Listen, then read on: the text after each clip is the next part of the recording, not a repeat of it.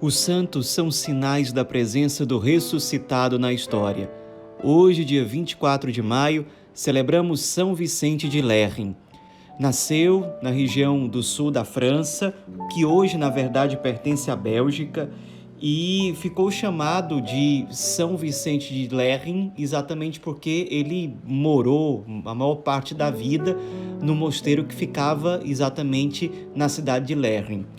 Então, ele mesmo diz que na juventude, que se deu no século V, século no qual ele viveu, ele mesmo diz que na sua juventude procurou os prazeres desse mundo, teve uma vida desvairada, mas depois acabou se convertendo até que decidiu se tornar monge.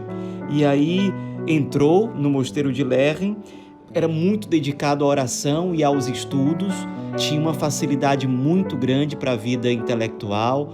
Aos poucos, ele foi assumindo novas funções dentro do mosteiro, de professor, de teólogo, até que se tornou um abade e um reformador do mesmo mosteiro de Lerins. Ele tinha como um chamado específico, especialmente, a missão de ser formador. E o formador, ele não é, acima de tudo, alguém que sabe de muita coisa, que tem muitos conteúdos filosóficos ou teológicos na sua cabeça, mas é exatamente alguém que é instrumento de Deus para a formação de outras pessoas. E, de fato, lá naquele mosteiro, passando pela educação, pela formação orientada por São Vicente, se formaram muitos bispos e muitos santos. A França era, na sua época, muito agradecida à missão e ao apostolado de São Vicente. Ele foi tido como, provavelmente, o teólogo mais brilhante da França no século V.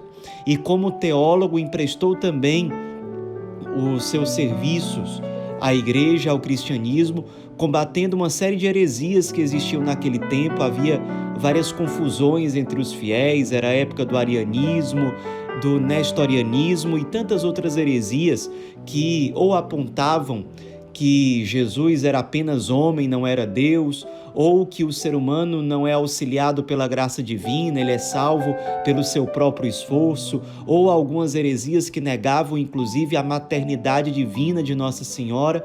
Ele, com muita coragem, com muita sabedoria, ele que também tinha um raciocínio muito claro, muito lógico, uma capacidade de expor com simplicidade e consistência aquilo que era a verdade da fé. Tudo isso fez com que ele fosse um grande pregador, ajudasse no seu tempo a solucionar várias confusões que havia entre os fiéis, até porque quando nós acreditamos em coisas confusas, a nossa espiritualidade fica confusa. O nosso jeito de nos relacionar com Deus e, consequentemente, de buscar a nossa conversão, a nossa santidade, também fica confuso.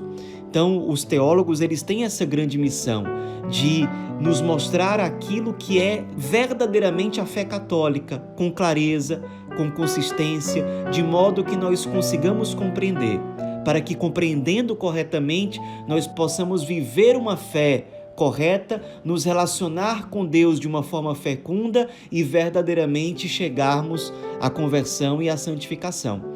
São Vicente de Lerins é um desses grandes teólogos e que marcam a história da igreja, inclusive com os seus escritos. É muito conhecido, muito famoso, uma obra dele chamada Comunitório. É um dos grandes livros de espiritualidade da história da igreja, um livro que foi utilizado por muitos santos ao longo da história da igreja. Por exemplo, São Roberto Bellarmino, que também foi um grande teólogo, doutor da igreja, se referia a essa obra Comunitório como um livro todo de ouro. É também de São Vicente de Lerins a famosa frase que diz: deve-se considerar por verdadeiro na fé aquilo que sempre e por toda parte foi aceito por certo na igreja. Com isso, ele queria dizer que a fé verdadeira é aquela que sempre foi professada, na sua essência, pelos cristãos ao longo do tempo.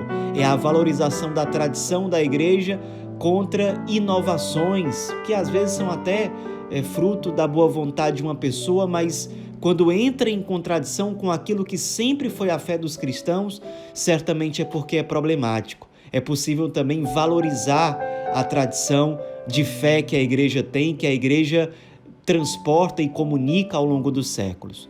Então, por tudo isso, São Vicente de Lerins marcou a história da Igreja, especialmente a história da Igreja na França, grande teólogo, grande monge, grande abade, grande defensor da fé, grande formador. Que ele nos inspire com a sua vida, com a sua missão pessoal, com os seus dons, com os seus talentos. Dentro da nossa própria vida, consigamos imitar, pela graça de Deus, esse grande santo teólogo da Igreja. São Vicente de Lerins, rogai por nós.